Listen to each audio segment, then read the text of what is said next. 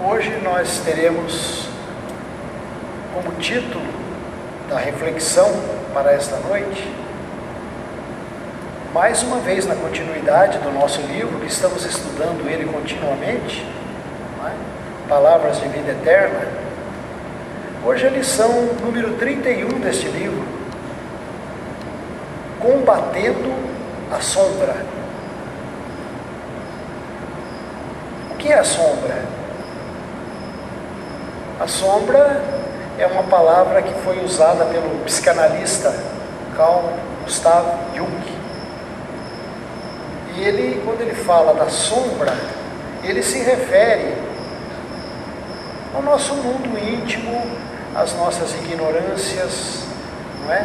A nossa falta ainda de aptidão para as coisas da espiritualidade,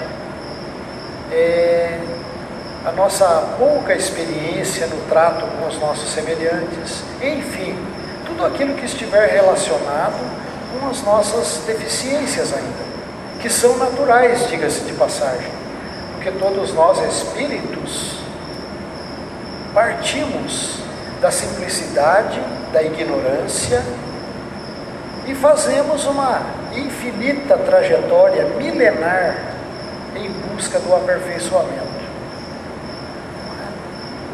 A nossa vida consciencial, a vida espiritual que chamamos, porque em suma, aquilo que chamamos de espírito é a nossa própria consciência, né? A consciência de nós mesmos. Então esta consciência, ela progride infinitamente através dos tempos infinitos. E nesta caminhada, nós sucessivamente vamos ocupando corpos físicos. Esta consciência que nós damos o nome de espírito, ela agrega em torno de si matéria. E essa matéria é o nosso corpo físico, que é composta e depois decomposta, quando nós, como consciência, nos ausentamos deste corpo físico no fenômeno que nós damos o nome de morte. Como nós aprendemos na escola, a famosa lei de Lavoisier, que a gente sempre fala aqui, né? Na natureza nada se cria, nada se perde, mas tudo se transforma.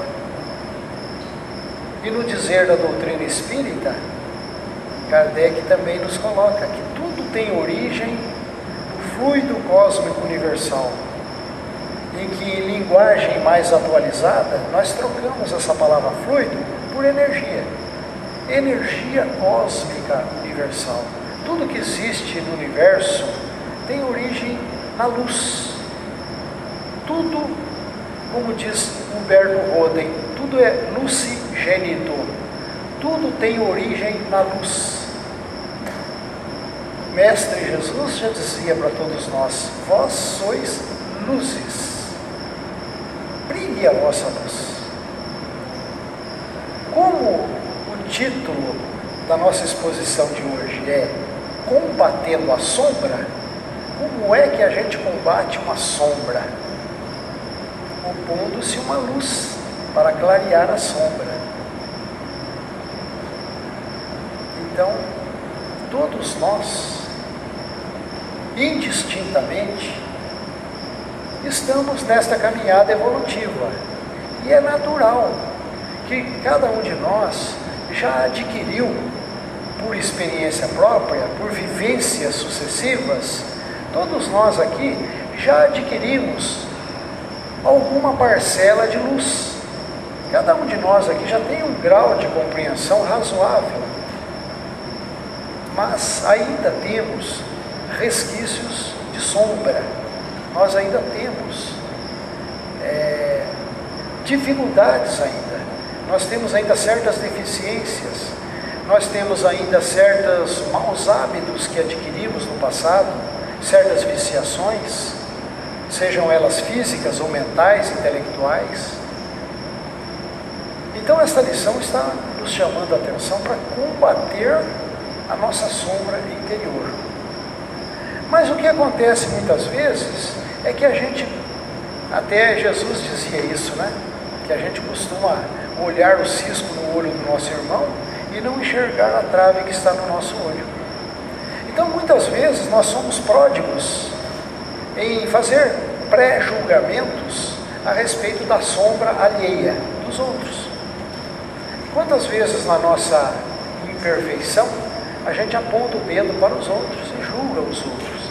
Nós fazemos pré-julgamentos.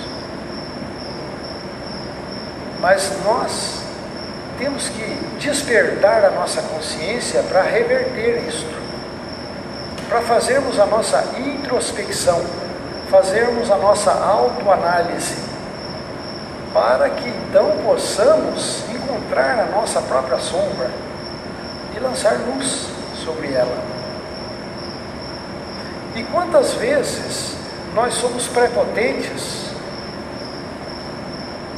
a pretexto de educar o outro? Quantas vezes nós nos posamos de conselheiros, de aconselhar o outro, de dar palpite na vida do outro a pretexto de educar o outro, quando muitas vezes nos esquecemos de nos educar em primeiro lugar. Isso ocorre em todos os campos, não é? Nos campos filosóficos, ideológicos, principalmente religiosos, não é? Nesses campos, a pessoa quer doutrinar o outro, quer impor o seu ponto de vista ao outro. E nas letras evangélicas está dito lá que muitas vezes nós somos cegos querendo conduzir outros cegos. No dia a dia da convivência humana, nós, no nosso planeta, nós vemos a todo momento, nos meios de comunicação, ou na própria convivência do dia a dia, nós nos deparamos com todo tipo de desavenças, de desarmonias, de crimes, de corrupções e tantas coisas que parece que só tem isso. Às vezes isso aí nos chama mais atenção do que as coisas positivas, as coisas boas que acontecem. Então, o que é que está na base de tudo isso, dessas desarmonias humanas, desses desentendimentos humanos? Em primeiro lugar, está o grau evolutivo de cada um de nós. Cada um de nós que estamos reencarnados na Terra, temos uma idade espiritual, não é? Muitos ainda são imaturos do ponto de vista espiritual. Outros já estão mais ou menos, outros já estão caminhando. Nenhum ainda é perfeito, nenhum ser humano na Terra é perfeito, mas existem diversas graduações de entendimento da vida. Daí porque a gente vê essa imensa disparidade de conceitos, de julgamentos, de entendimento das coisas que fazemos na vida. E isso gera confusão, desentendimentos, brigas, guerras. Isso gera tudo isso. E o que fomenta isso? O que está na base disso aí? O Espiritismo nos mostra que os dois maiores entraves ao progresso humano é o orgulho e o egoísmo. Não é? O orgulho porque nós não nos julgamos a nós próprios. O orgulho porque nós não olhamos para dentro de nós e achamos que nós somos o bom, que nós somos o correto e o outro é errado. E o egoísmo porque nós pensamos em nós em primeiro lugar, antes de pensar no outro. Antes de pensarmos em compartilhar, primeiro para nós, se sobrar para os outros. Mas o egoísmo é outra coisa também que é natural no ser humano. A gente quando fala, fulano é egoísta, e a gente aponta o dedo e faz um pré-julgamento, fulano é egoísta, como se nós não fôssemos também. O egoísmo é natural do ser humano. muito embora seja uma imperfeição que nós temos que combater, e transformar o egoísmo em fraternidade, nós somos egoístas por natureza, porque nós fomos homens da caverna, nós viemos lá de tempos pré-históricos, e que a gente, em primeiro lugar, queria defender a nossa própria pele. Então o egoísmo, para defender-se a si mesmo e defender a sua prole, isso é natural no ser humano, não é? Mas, na medida em que caminhamos em direção à espiritualidade, na medida em que a gente começa a ampliar os nossos horizontes, ampliar as nossas concepções a respeito da vida, ampliar a nossa capacidade de pensar, a nossa consciência, a gente começa a compreender que nós vivemos num mundo em que necessitamos uns dos outros, que nós não podemos caminhar egoisticamente, não é? Que nós evoluímos através da lei de sociedade, que são leis naturais, que nós temos lá no Livro dos Espíritos, na terceira parte, as leis morais, que nós vivemos em sociedade, que é uma lei natural, e que essa lei de sociedade, ela principia no nosso próprio grupo familiar, não é? Daí porque o grupo familiar é importante para extrapolar para o grupo social aquilo que conquistamos, e aí porque nós somos responsáveis pela nossa melhoria e pela contribuição que damos à sociedade. Dissemos isso na reflexão passada. Qual é o objetivo da reencarnação ou da encarnação dos espíritos? Qual é o objetivo dos espíritos encarnarem? Não é? É o melhoramento progressivo de cada um e, ao mesmo tempo, tomar parte na obra da construção de um mundo melhor. Nós somos co-construtores do mundo melhor. Quando nós dizemos que Deus é o Criador, de qualquer forma que nós entendamos Deus, nós achamos e temos certeza disso, e todas as religiões concordam que Deus é o Criador, e nós somos criaturas. Nós temos que ter consciência de que não somos criaturas passivas, não deveremos ser criaturas passivas, mas sim criaturas criativas. Nós temos que ser co-criadores com o Criador maior, co-criadores, participar da obra da construção de um mundo melhor. Então, quando nós dissemos que na nossa sociedade humana, no nosso convívio humano, nós temos muitas perturbações, muitas desarmonias, muitos desequilíbrios, seja no seio da própria família e seja no seio da sociedade em que vivemos, seja qual for essa perturbação, o Espírito Emmanuel nessas lições nos recomenda: acalma-te e espera, fazendo o melhor que possas. Repetindo aquilo que a doutrina nos diz: faze o melhor que puderes, no limite das suas possibilidades. Tem uma outra lição do mesmo Espírito Emmanuel, que tem como título: vivamos calmamente. E eu fico a imaginar, puxa, como é que nós vamos viver calmamente nesse burburinho, nessa turbulência humana na face da Terra? Eu levo o meu pensamento e digo: amigo Emmanuel, isso é uma sugestão, é um ideal a ser atingido, que nós temos que trabalhar por isso.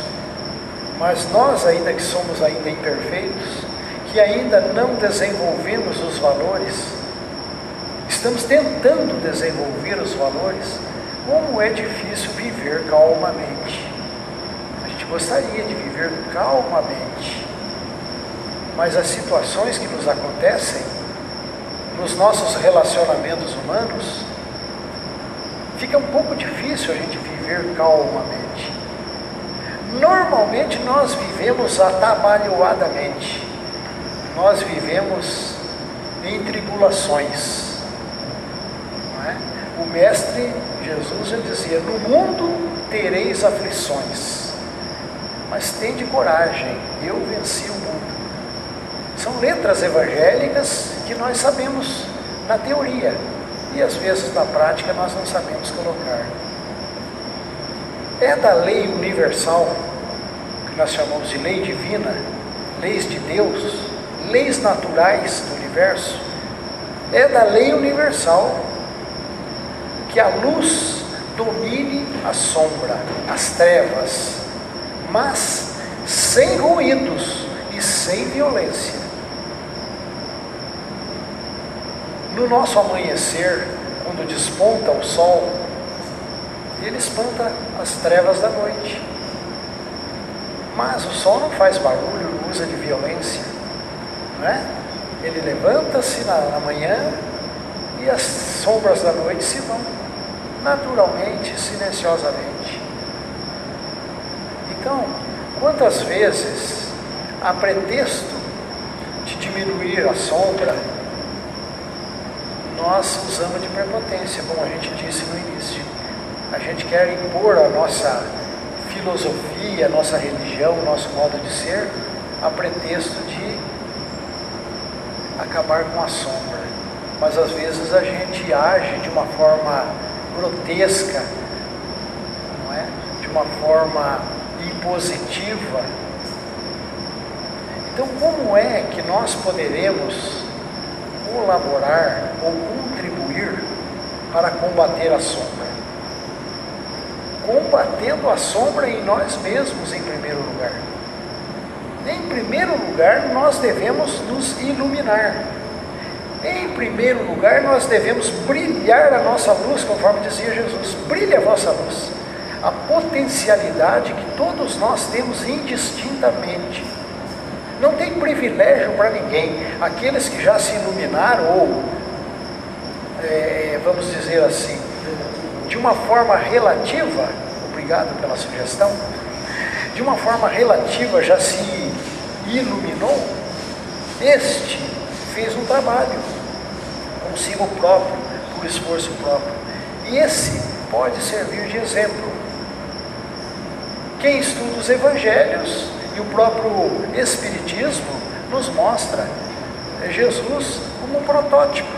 Né? Quando Kardec pergunta, né, qual o tipo mais perfeito que Deus enviou à Terra para nos servir de modelo e guia,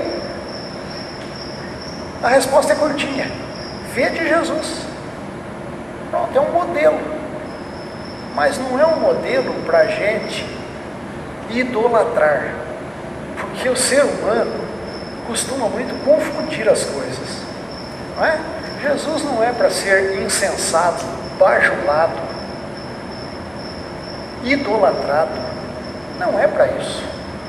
Jesus é um modelo para nos servir de modelo e guia, é para a gente olhar para o modelo e procurar fazer desse modelo em nós, procurar desenvolver aqueles valores propostos nos evangelhos, fazer isso dentro de nós. Esse é o trabalho difícil de nós fazermos, porque demanda muito esforço, demanda muito desenvolver um pouquinho de humildade, porque a gente é orgulhoso, como diz o Espiritismo. O orgulho atrapalha a nossa evolução. Como a gente é orgulhoso ainda, a gente não tem humildade. E para aceitar os nossos erros e olhar para dentro de nós mesmos e fazermos um julgamento isento para conosco mesmo, nós precisamos ter um pouquinho de humildade, um pouquinho, para a gente aceitar os nossos erros, as nossas imperfeições. Essa lição foi baseada na carta de Paulo aos Romanos 12:2. Diz ele: e não vos conformeis com este mundo, mas transformai-vos. A gente não se conforma com muita coisa errada que tem no mundo, né? A gente não se conforma, mas nós estamos no mundo encarnados e temos que aceitar isso. Muito embora a gente não goste, a gente não pode transformar o outro, mas podemos transformar a nós mesmos. E com a nossa atitude no mundo perante a sociedade, a gente pode ser exemplo. Muito embora em grau muito menor do que o mestre, mas a gente pode ser exemplo também, nas pequenas coisas, nas coisas corriqueiras do dia a dia, através da educação, da gentileza, dos bons hábitos, não é? Não gritar, não elevar a voz, mas dialogar em tom baixo, porque todo aquele que grita perde a razão. Todo aquele que, nos desentendimentos humanos, aquele que grita perde a razão. Então nós devemos fazer silêncio interior. O silêncio faz com que a gente possa nos olhar a nós mesmos. Então, combatamos o mal, sim, mas como diz a lição, não com azorraia em punho, não, mas com a nossa transformação íntima. Para anular a sombra, é preciso acender uma luz, não é? E como que a gente vai acender esta luz? Elevando o nosso padrão vibratório, o nosso padrão mental, os nossos pensamentos, as nossas emoções. Isso que nós temos que nos elevar dentro de nós. Porque quando nós pensamos, nós emitimos vibrações, energias. Nós somos um polo irradiador e receptor. Nós irradiamos energias e recebemos energias. Nós vivemos num mundo de energias, de frequências, de ondas. E nós temos que ter cuidado com qual frequência nós estamos sintonizando. Com qual canal nós estamos sintonizando, como se fossem os aparelhos eletrônicos que têm as suas frequências. Então, para nós termos sintonia com frequências elevadas, primeiramente nós temos que elevar as nossas frequências, dos nossos pensamentos, das nossas emoções. Quando nós estamos desarmonizados emocionalmente, ao nos aproximarmos do outro, nós já contaminamos o outro. O outro percebe o nosso desequilíbrio, a nossa desarmonia. Mas se nós estivermos pacificados intimamente, nós teremos condições de pacificar o outro. Já faz parte das bem-aventuranças, né? Bem-aventurados os mansos, os pacificadores, os pacíficos. Mas como é difícil o trabalho para a gente chegar lá. Nenhum dos valores elevados da vida a gente consegue de graça. Tudo a gente consegue com muito esforço, com muita perseverança, com muita luta. Não nos resignemos com os maus hábitos da treva. Não nos resignemos com isso, mas façamos luzes interiores. A luz do amor que irradia de dentro para fora ilumina tudo ao redor. Então aquele que tem amor, que tem compreensão, que tem indulgência, sabe iluminar o ambiente ao redor. Assim como nós temos o nosso ambiente físico, nós chegamos aqui à nossa casa, ela está escura porque já é de noite, a gente acende as luzes, não é? Da mesma forma, nós, para espantarmos as nossas trevas interiores, nós temos que acender uma luz.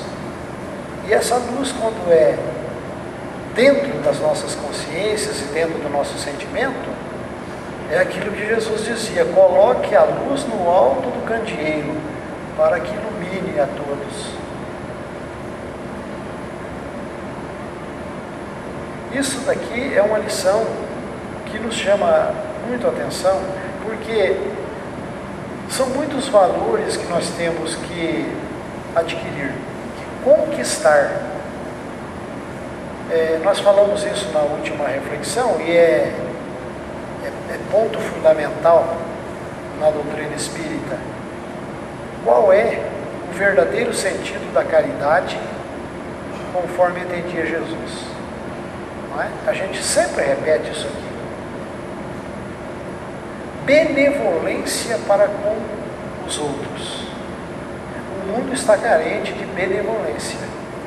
Não é?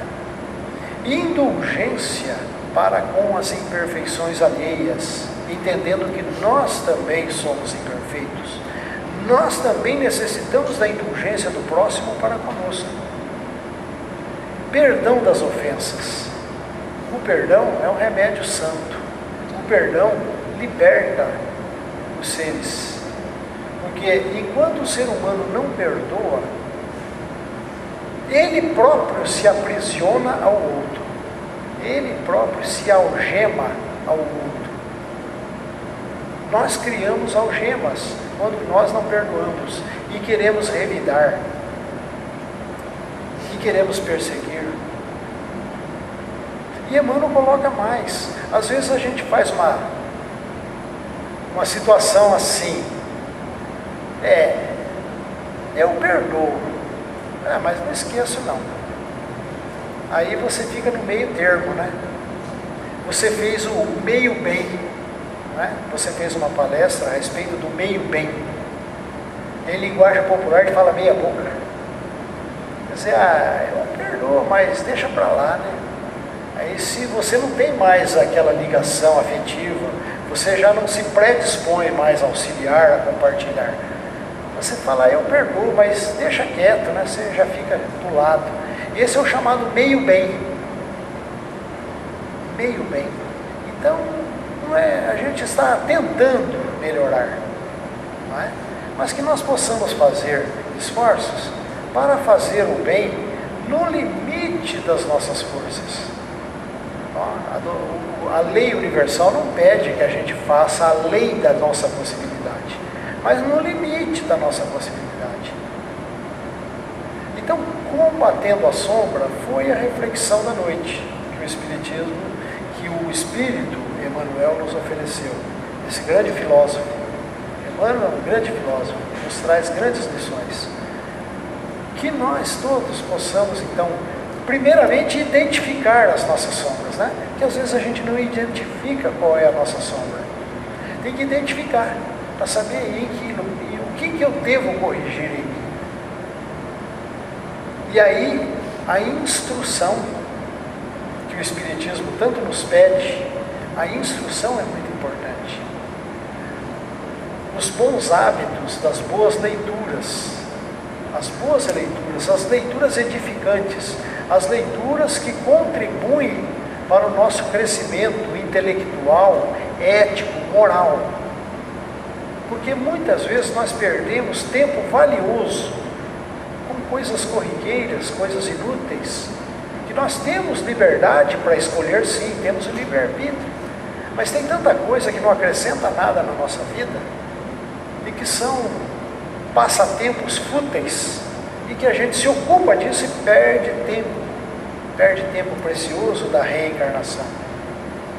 Então que nós busquemos conhecimentos que nos elevam em todos os sentidos, diz o Espírito da Verdade, instruí-vos, porque na medida em que a gente se instruir e compreender o real sentido da vida, a gente passa a se policiar, a gente passa a fiscalizar-se a si mesmo e entender o que é que nós estamos precisando corrigir, o que é que nós estamos precisando substituir dentro de nós mesmos, substituir valores, não é?